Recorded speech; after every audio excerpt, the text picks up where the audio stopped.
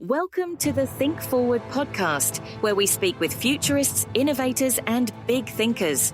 Come along with your host, Steve Fisher, and explore the future together. Welcome back to Foundations in Foresight, a Think Forward series. I'm Steve Fisher, and today we're continuing our deep dive into EcoAwakening, the supershift that's reshaping our relationship with the planet, and honestly, with ourselves. In episode 52, we talked about how the global conversation is shifting from sustainability to something much deeper. We looked at how businesses, governments, and entire societies are waking up to the fact that just doing less harm isn't enough. The world doesn't need slightly more efficient extractive systems. It needs systems that restore, replenish, and regenerate, economies that work in partnership with nature, not against it. And that's where we're going today. In this episode, we're going to get into the how. If awareness is rising, how do we move from awareness to action? How do we build regenerative systems in business, in policy, in community, and in the very infrastructure of daily life? Because here's the thing. A truly regenerative future isn't just about changing our energy sources or reducing plastic use. It's about reimagining the entire operating system of human civilization. So let's talk about what that actually looks like and how you, your organization, or your community can start building it. First, let's get one thing straight. Regeneration isn't just a new word for sustainability. Sustainability, in many ways, has been about doing less damage, reducing emissions, conserving resources, trying to slow down harm. That was a necessary first step. But it's not enough. Regeneration asks a more radical question. What if our actions could actually heal systems? What if a business could restore an ecosystem while making a profit? What if a building could clean the air, not pollute it? What if agriculture could rebuild topsoil and biodiversity instead of depleting it? This shift is already happening. In agriculture, we're seeing the rise of regenerative farming, which focuses on soil health, carbon capture, and ecosystem restoration. Farmers are using crop rotation, no-till methods, cover crops, and animal integration to mimic natural systems, and it's working. Not only is the soil healthier and more resilient to drought, but in many cases, yields go up and costs go down. In business, companies are rethinking value creation through a regenerative lens. That means asking, how do we create products and services that not only avoid harm, but actually deliver net positive impact for people and planet? And this isn't just happening in niche startups. Large companies are starting to embrace regeneration as a strategic advantage. Some are investing in circular supply chains, where waste becomes raw material for the next product. Others are partnering with indigenous communities and local stakeholders to co-create regenerative land use projects. Some are embedding regeneration into their brand purpose, their product design, and their investment strategy. Because here's the truth. In a world facing climate breakdown, ecological collapse, and growing inequality, regenerative value is going to become one of the most important currencies of the 21st century. So how do we start building regenerative systems? It begins by seeing systems differently. Regenerative thinking is fundamentally systems thinking.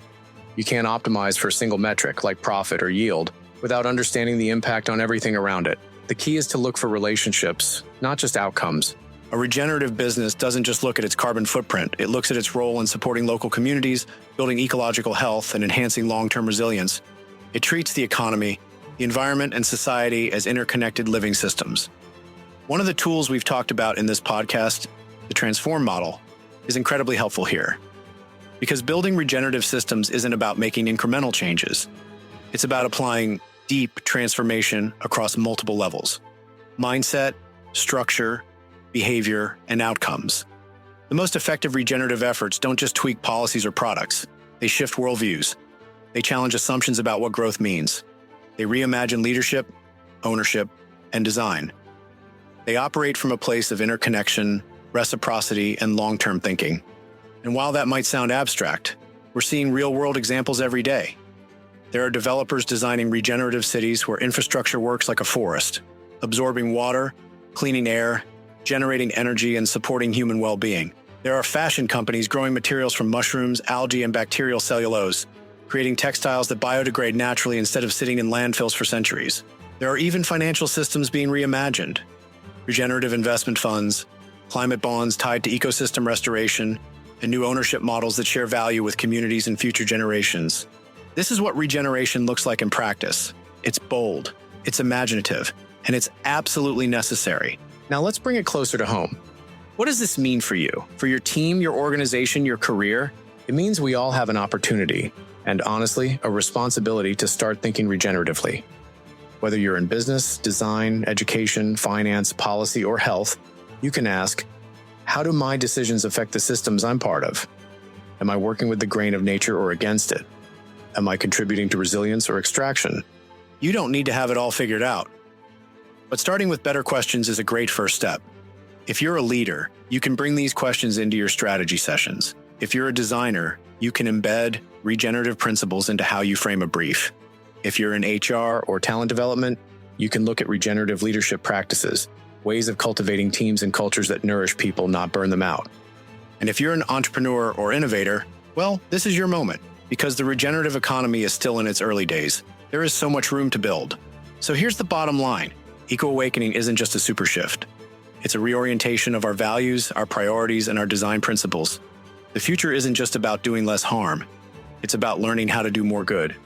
And that future is already being built by farmers restoring soil, by architects designing buildings that breathe, by entrepreneurs growing biodegradable packaging, by investors channeling capital into climate-positive ventures, and by everyday people who are rethinking their relationship with the living world. So here's your challenge. Look at the systems you're a part of. Where could regeneration happen? Where could you shift from doing less harm to actively restoring? Where could you go beyond sustainability and become part of a positive feedback loop that leaves the world better than it was? In our next episode, we're going to shift from ecosystems to social systems as we dive into social quake, how trust is being rewritten, how institutions are being challenged, and new forms of community and power are emerging.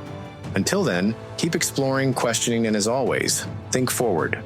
Thanks for listening to the Think Forward podcast. You can find us on all the major podcast platforms and at www.thinkforwardshow.com, as well as on YouTube under Think Forward Show. See you next time.